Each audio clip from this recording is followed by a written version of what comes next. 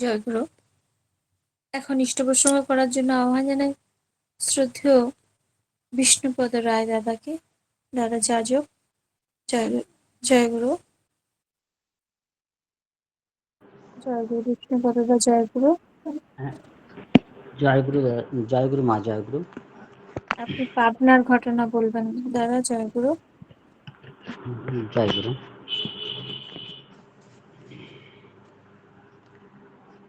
মুখং করতি বাচালং পঙ্গুং লঙ্ঘয়তি গিরিং যৎকৃপাতমহং বন্দে পরমানন্দ মাধব। আমার পরম দয়াল দরদি ভগবান শ্রী শ্রী ঠাকুরের রক্ত জোয়ার আতুল চরণে জানাই শতকোটি প্রণাম। পরম আরাধ্যা জগৎ জননী শ্রী শ্রী বড়মার শ্রী চরণে জানাই শতকোটি প্রণাম। পরম পূজ্য পাদ ও শ্রী শ্রী বড়দার শ্রী চরণে জানাই শতকোটি প্রণাম। পরম পূজ্য পাদ ও আচার্য দেব সহ গুরুকুলের সবাই শ্রী চরণে জানাই শতকোটি প্রণাম। আজ আমাদের এই শর্মিষ্ঠা মায়ের যে সত্যি শরণ নাম ধ্যান লিঙ্কে উপস্থিত সকল পুত পবিত্র পাঞ্জাধারী কর্মীবৃন্দ, ইষ্টপ্রাণ শুদ্ধ দাদা ও লক্ষ্মীশ্বর কিনে মা, সবাইকে আমার রাশিক্ত জয়গুরু ও আন্তরিক ভালোবাসা। আজ মা পাবনার ঘটনা বলতে বলেছি, আমি কতটুকু বা জানি। পরম দয়ালের যেটুকু কৃপা হবে ততটুকু। তারপর পরম দয়াল শ্রী শ্রী ঠাকুর যেদিন থেকে অধুনা বাংলাদেশের একোয়াস পাড়াগায় পাবনা জেলাতে তিনি ভূমিষ্ঠ হয়েছেন, সেই থেকে এ পর্যন্ত ঘন্টার পর ঘন্টা, দিনের পর দিন, রাতের পর রাত, যদি বলা যায় তো শেষ করা যায় না। আর আমি বা কতটুকুই জানি, তারপর যতটুকু চেষ্টা করব। তো যে সময় এই পাবনা জেলায় প্রচণ্ড দাবাদহ, তার মানে একটা কথা তার আগে বলতে হয় যে আমি থাকি নরকে কিন্তু বাস করি স্বর্গে। এ কথাটার অর্থ হচ্ছে এই, পরম দয়াল শ্রী শ্রী ঠাকুর যে দেশে জন্মগ্রহণ করেছিলেন, আমারও সেই দেশে জন্ম। সেই দেশটা সত্যি এখন নরকে পরিণত হয়েছে। সে সময়ও এমন চোর, গুন্ডা, বদমাইশ এতটা অসামঞ্জস্য অবস্থায় ছিল যে রাস্তাঘাটে পর্যন্ত মেয়েরা স্কুল কলেজে যেতে পারত না। এমন পরিস্থিতির ভিতর দিয়ে পরম দয়াল শ্রী শ্রী ঠাকুর আবির্ভূত হলেন সেই পাবনা হেমায়েতপুরে। আপনারা জানেন 1295 সালে 30শে ভাদ্র তাল নবমী তিথিতে। তো তিনি যখন আসেন, তার আগে অনেকেই জেনেছিলেন, যখন এক সন্ন্যাসী তিনি তিব্বতের লাহা পাহাড়ে যখন ধ্যান করতে যান, তখন এক দরবেশ এসে বলেছিল যে আমরা যুগ যুগ ধরে যার সাধনা করছি, যুগ যুগ ধরে যাকে পাওয়ার জন্য আমরা অধীর আগ করে বসে আছি, তুই তারই সাধনা করতেই লাহা পাহাড়ে এসেছিস? আরে যা, ছুটে যা, সে তো সেই পদ্মার তীরে সেই চক্রবর্তী বাড়িতে সম্বলপুর ঘাটে, সেখানে খোঁজ, অবশ্যই পেয়ে যাবে। সন্ন্যাসী আর কাল বিলম্ব না করে ছুটতে ছুটতে ছুটতে ছুটতে চলে আসে। তার যেন এতটা যেন উন্মাদনা হয়ে পড়েছে, যেন এমন কিছু হারিয়েছে যাকে খুঁজে না পাওয়া পর্যন্ত তার আর বিরাম নেই। সেই পদ্মার তীর বেয়ে ছুটছে আর ছুটছে, আর সব এদিক ওদিক তাকাচ্ছে, দেখতে দেখতে সেই সম্বলপুর ঘাটের কাছাকাছি এসে দেখে পদ্মার তীরে কয়েকজন ছোট্ট শিশু আনমনে খেলা করছে। সন্ন্যাসী বলছে, বাবা তোমরা কি চক্রবর্তী বাড়িটা কোথায়? পিতা মানে শিবচন্দ্র চক্রবর্তীর বাড়িটা কোথায়? আমাকে দেখিয়ে দেবে, বলে দিতে পারবে? ওই সকল শিশুদের মধ্যে একটি মাত্র শিশু অঙ্গুলি হেলন করে চক্রবর্তী বাড়ির দিকে অঙ্গুলি হেলন করে বলছে, ওই দেখা যায় চক্রবর্তী বাড়ি, কিন্তু সাবধান, মাঝখানে সরু পথ, দুই ধারে,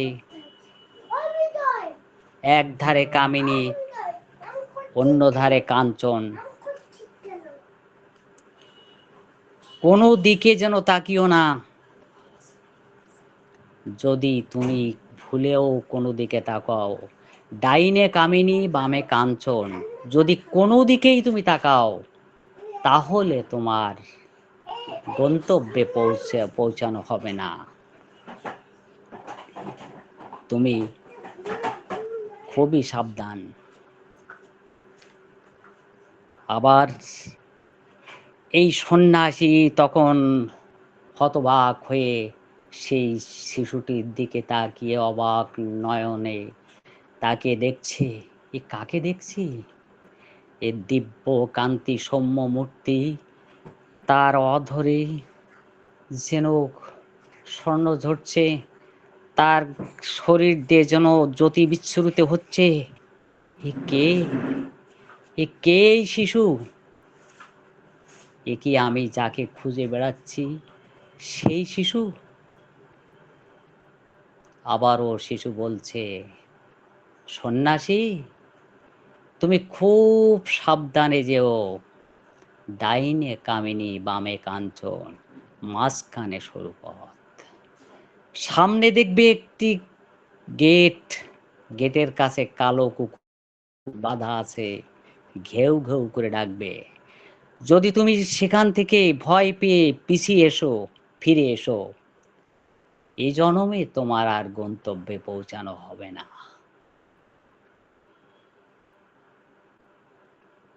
যেন সন্ন্যাসীর লোমহর্ষ হচ্ছে যে আমি কি দেখছি, আমি কি শুনছি ছোট্ট একটি শিশুর মুখে। না, আমি এই শিশুকে ছেড়ে যাব না। বলছে, বাবা তোমাকে ছেড়ে আমি এক বিন্দু যেতে পারবো না, আমি একা একা যেতে পারবো না, তুমি আমার সঙ্গে এসো বাবা, তুমি আমার সঙ্গে চলো। ছোট্ট শিশু অনুকূল ধীর পদক্ষেপে সামনে সামনে এগোচ্ছে, আর পিছনে ভক্ত। আগে চলে ভগবান, পিছে ভক্তজন, এই যেন লীলাম কোন মাধুর্য, সেই নববৃন্দাবনে ছুটে চলেছে সেই ভগবান ভক্তকে নিয়ে, ভক্তাধীন ভগবান। আর আনন্দে পুলকিত হচ্ছে সন্ন্যাসীর মন। হে দয়াল, তুমি শেষ পর্যন্ত আমাকে দেখা দিলে মনে হয়। ধীর পদক্ষেপে চলতে চলতে যখন সেই চক্রবর্তী বাড়ির গেটের সামনে পৌঁছালো, পৌঁছায়েই কড়া নাড়ল, কড়া নেড়েই মা দরজা খুলে দিল। বলছে, মা দেখ কাকে সঙ্গে নিয়ে এসেছি, থাকার ব্যবস্থা কর। মাতা মনমোহিনী দেবী সন্ন্যাসীকে একটি ঘরে থাকার ব্যবস্থা করে দিল। করে সেখানেই সন্ন্যাসী কি করে, সন্ন্যাসী প্রতিদিন ওই ভিক্ষা করে যা পায় তাই দে ভোগ ভোগ কিনে ফুল তুলসী আর গঙ্গা জল দিয়ে ওই শিশু অনুকূলের পায়ে পূজা করে সাষ্টাঙ্গে প্রণাম করে। এই হচ্ছে সন্ন্যাসীর কাজ। এই কয়েকদিন করার পরে মাতা মনমোহিনী যখন দেখলো যে শিশু অনুকূলকে এক সাধু বাবাজি প্রণাম করছে, আর তারপরও ফুল তুলসী গঙ্গা জল দিয়ে বলছে, সাধু বাবা, এ কি তুমি করছো? আমার শিশু অনুকূলের যে অমঙ্গল হবে। তুমি একজন সন্ন্যাসী। বলছে, মা, এ তোমার সন্তান সামান্য নয়, ইনি হচ্ছেন সেই বিশ্ব মালিক, বিশ্বপতি, বিশ্বভুবনেশ্বর। মা বলছে, না বাবা, তুমি চলে যাও, তুমি চলে যাও, আমার শিশু অনুকূলের অমঙ্গল হবে। সন্ন্যাসী বলছে, মা, আজ আমাকে তাড়িয়ে দিলেও এমন একদিন আসবে যে বিশ্বের এমন কোনো জায়গা থাকবে না, যে এমন কোনো জায়গা থাকবে না যে সমস্ত মানুষ, জীব জন্তু, গাছপালা তোমার সন্তানের পায়ে লুটিয়ে পড়বে। সেদিন তুমি কজন সন্ন্যাসীকে তাড়াবে মা? এমনি করে শিশু অনুকূল ধীরে ধীরে যখন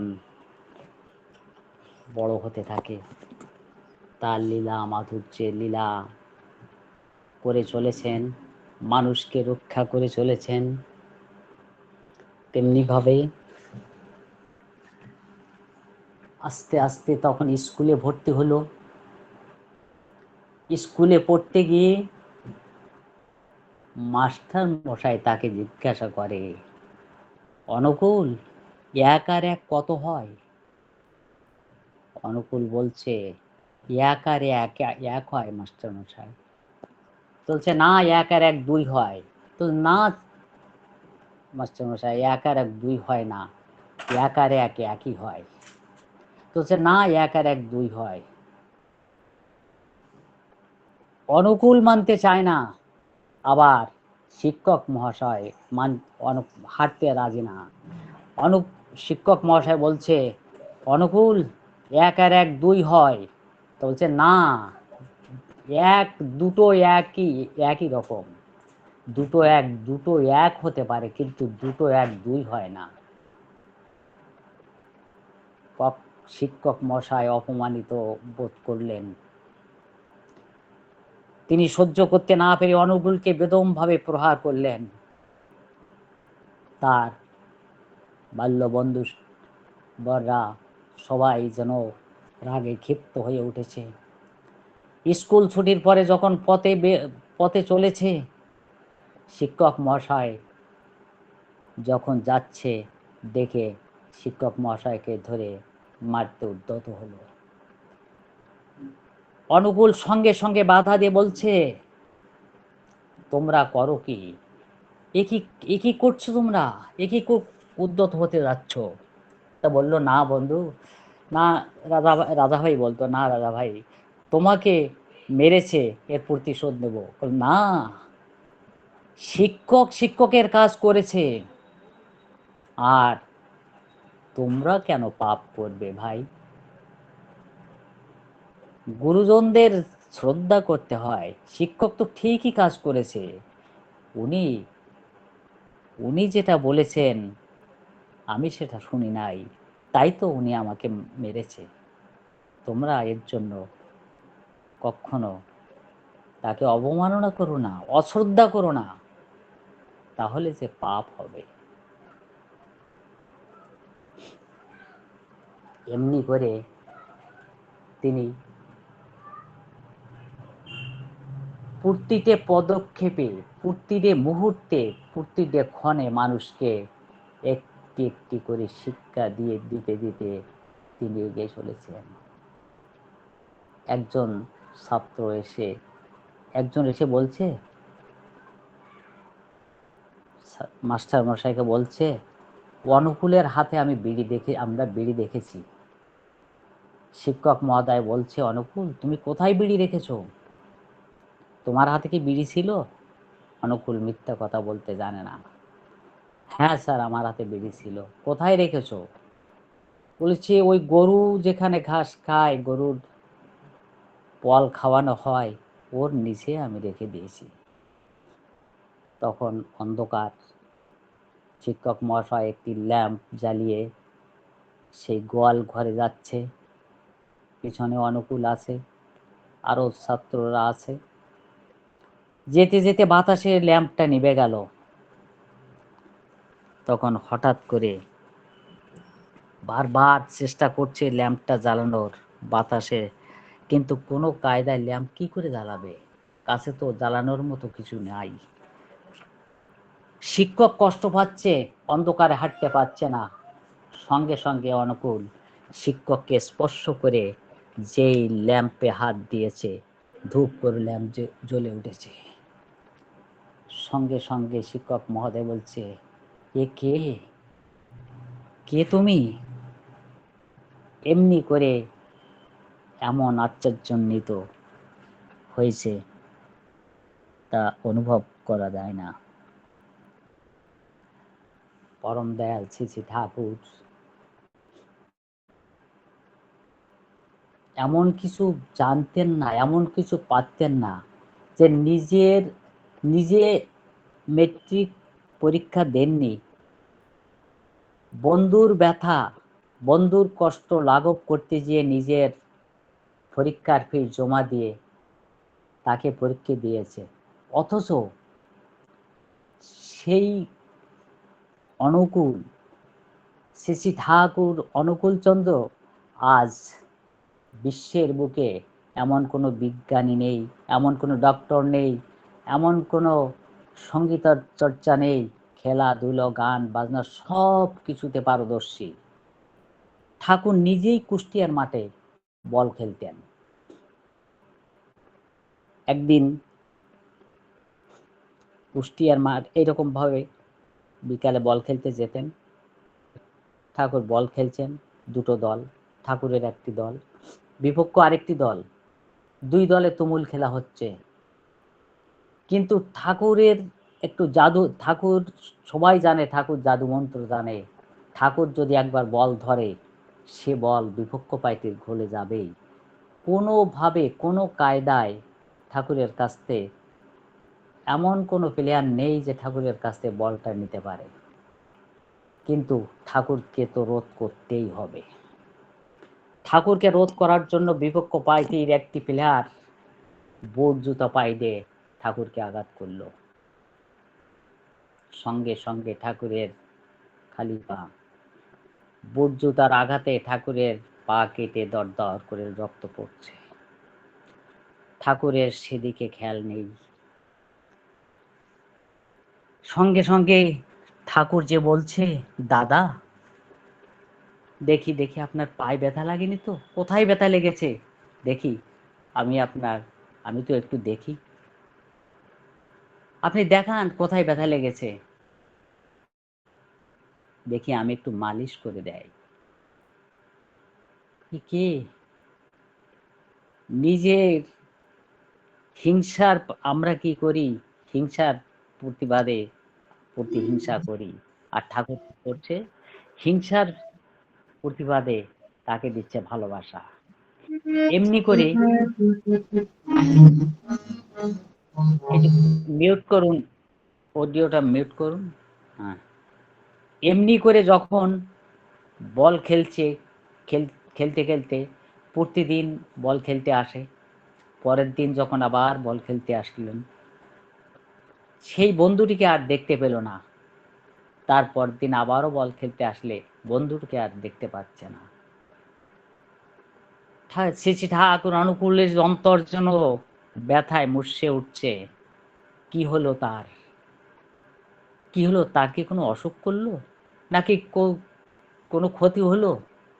যেন ছটফট করছে সেই বিপক্ষ পার্টির সেই বন্ধুটির জন্য। তার খোঁজ নিয়ে ছুটে চলে গেল তার বাড়িতে। বাড়িতে যেয়ে দেখে সেই বন্ধুটি, তার বিপক্ষ পার্টির যে বন্ধুটি তাকে আঘাত করে রক্তাক্ত করেছিল, সেই বন্ধুটি জ্বরে অজ্ঞান হয়ে পড়ে আছে, কাতরাচ্ছে, হায় ঈশ্বর করে। তখন শ্রী শ্রী ঠাকুর অনুকূল চন্দ্র তার দরদ ভরা হাত দিয়ে মাথায় হাত বুলে দিচ্ছে, আর বাট আর জলের পট্টি দিয়ে মাথা মুছে দিচ্ছে। এ কি অপূর্ব লীলা! এ যেন সেই জগাই মাধাই কলসির কানা মেরেছে, তবু নিমাই যেন তাকে আদর করে, মেরেছো কলসির কানা তাই বলে কি প্রেম দেবো না? সেই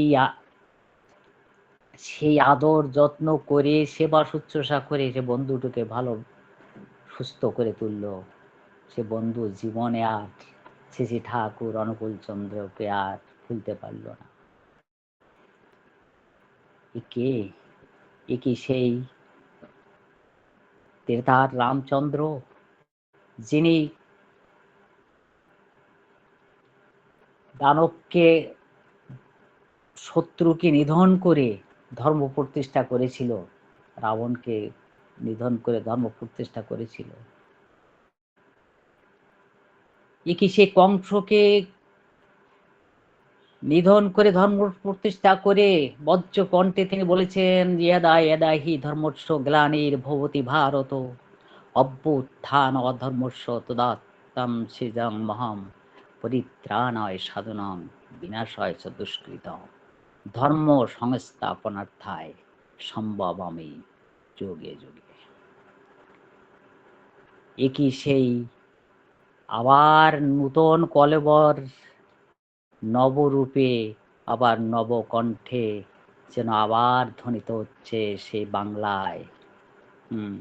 ধর্ম যখন বিপাকী বাহনে ব্যর্থ অর্থে ধায়, প্রেরিত পুরুষ তখনই আসেন, পাপী পরিত্রাণ পায়। আজ আমরা সত্যি তাকে চিনতে পারিনি। আমরা সারা জীবন ঠাকুর ঠাকুর বলি, ঈশ্বর প্রাপ্তির আশায় ঘুরে ঘুরে বেরিয়েছি, কিন্তু কোথাও তাকে খুঁজে পাচ্ছি না। কেমন করে পাবো? জীবনের লক্ষ্য মোর সদ্গুরুকে পাওয়া, তার বারে বারে তার জন্য ধরায় আসা যাওয়া। এই জীবনের লক্ষ্য যদি সদ্গুরুকে পাওয়া হয়, বারে বারে এই ধরায় আসা যাওয়া করলেও যদি তাকে আমরা না ধরে, তাকে আমরা না চিনে, তার মতো করে আমরা না চলে যদি চলি, তাহলে কেমন করে পাবো? কারণ আমাদের সেই দেহ মন প্রাণটা তো ভরে রেখেছি দুঃখ কষ্ট জ্বালা যন্ত্রণার হতাশায়। আমরা সারা জীবন হা ঠাকুর বলে কাঁদে কেঁদে হতাশা করে বেড়ালেও ঠাকুরকেও পাওয়া যাবে না। তিনি তো বলেছেন, অর্থমান যশ ইত্যাদি পাওয়ার আশায় আমাকে ঠাকুর সাজিয়ে ভক্ত হও না। সাবধান, তোমার ঠাকুরত্ব না জাগলে কেউ তোমার ঠাকুর নয়, কেন্দ্র নয়, ফাঁকি দিলেই পেতে হবে তা। তো আমরা আমাদের ঠাকুরত্ব জাগাতে হলে আজ শর্মিষ্ঠা মা এই যে অক্লান্ত পরিশ্রম করে যে লিঙ্ক খুলেছে, নাম ধ্যানের লিঙ্ক, আমাদের মনটা বড় প্রবাহমান। আচার্যদেবের কাছে একটি মা এসে বলছে, মা আমার তো মন বসে না, একদমই নাম ধ্যান করতে মন বসে না। বলছে, দেখ মা, মনটা দেহটা প্রবাহমান, তাই তাকে তোমার কোনো কাজ তুমি যদি করা শুরু করো, সেটা ফেলে রাখবে না, শেষ করবে। আর সেই কাজটা, আর তুমি মনটা নাম ধ্যান এবং ডিপ ওয়ার্কের কাজে তুমি লেগে পড়ো, অবশ্যই তোমার মন স্থির হবে। আজ একটা কথা না বললে হয় না, মনে হয় সময় মনে হয় শেষ হয়ে গেছে নাকি। আজ আমাদের ডিপি ওয়ার্কের কাজে আমাদের দাদা অবিন দাদা ছুটছে, আসামের এক মা, যিনি প্রতিদিন একটি টেবিলে সাদা কাপড় বিছাইয়ে জল রেখে প্রতিদিন অপেক্ষা করে, কেউই জানে না সেটা। অবিন্দা যখন গাড়ি চড়ে যাচ্ছে ভক্তদের নিয়ে, তখন জঙ্গলের ভিতর, অবিন্দা বলছে জঙ্গলের ভিতর দিয়ে যেতে হবে। জঙ্গলের ভিতর দিয়ে যেতে যেতে যেতে হঠাৎ করে বলছে এই বাড়িটার সামনে একটা বাড়ি আছে, ওই বাড়িটায় গাড়ি থামাও।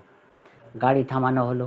গাড়ি থামায়ে যে দেখা গেল, ভিতরে যে দেখা গেল একটি মা শুভ্র পরিপাটি অবস্থায় শ্বেত শুভ্র আসনে টেবিল চেয়ার দিয়ে একটি জলের পাত্র ওখানে রাখা।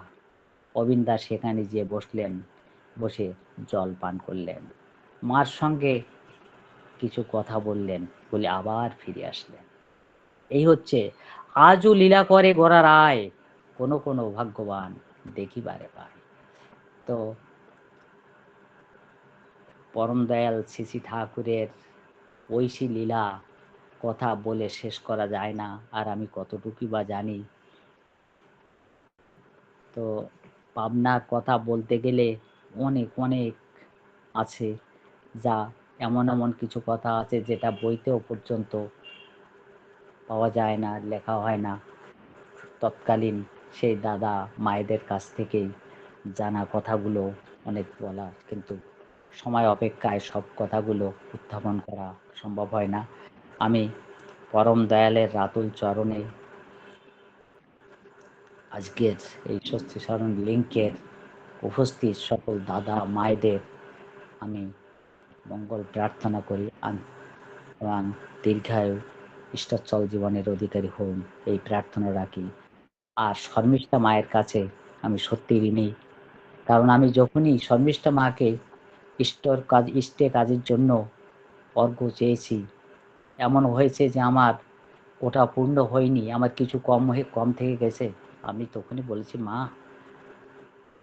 আজ ঠাকুরের পূর্ণ গঙ্গা স্নান উৎসবে কিছু অর্ঘ্য কি দিতে পারবেন?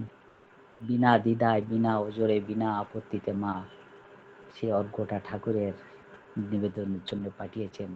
মা একবার পায়ে ঘা হয়েছিল, সারছিল না। আমি প্রার্থনা করেছিলাম পাবনাতে যে মায়ের জন্য অচিরেই সুস্থ হয়ে যায়। তারপরে আর খোঁজ খবর নেওয়া হয়নি। আগে যে লিঙ্ক দেবপ্রসাদদার লিঙ্কে ছিল, পরে আর লিঙ্কেও আমরা ঢুকি না। মা আবার নতুন করে লিঙ্ক খুলেছে, তাও এ সম্পর্কে আমি খুব ভালো জানি না। হঠাৎ করে মা লিখলেন, দাদা পারলে যুক্ত হবেন। আর আজকে তার অনুপ্রেরণায়, তার আহ্বানে আমি আমি সৌভাগ্যবান যে আপনাদের সামনে দুটো কথা বলতে পারলাম ঠাকুরের। তাই পরম দয়ালের রাতুল চরণে এই লিঙ্কের এবং এই লিঙ্কে যারা উপস্থিত সবাই মঙ্গল প্রার্থনা করে আমার এলোমেলো কথাগুলো এখানেই সমাপ্ত করলাম।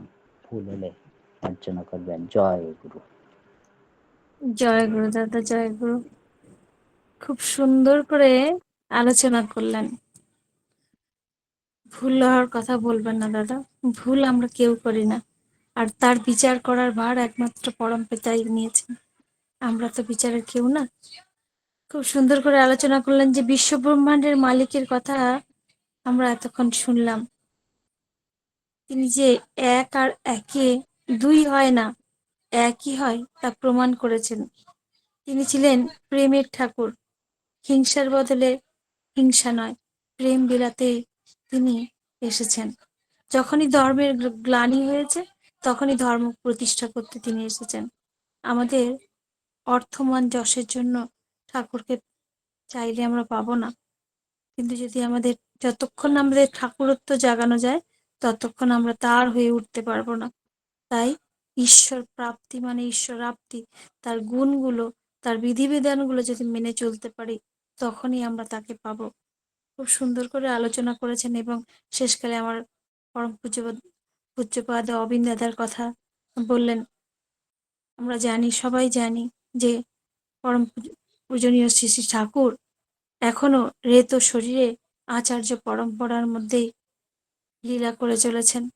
সত্যি সত্যি যারা ভাগ্যবান তারা দর্শন পাচ্ছেন। খুব সুন্দর আলোচনা করে আমাদের সমৃদ্ধ করলেন। তবে ওই ঘটনাটা দাদা আসামের নয়, ওটা হচ্ছে উড়িষ্যায় ঘটনাটা হয়েছে। খুব রিসেন্টলি ঘটনাটা হয়েছে। মানে এই বছরে 2026 সালের এই ঘটনা। উড়িষ্যায় হয়েছে ওটা। কিন্তু জয়গুরু। কিন্তু যে লেখাটা আমি এই মোবাইলে পেয়েছি, আমি হতে পারে।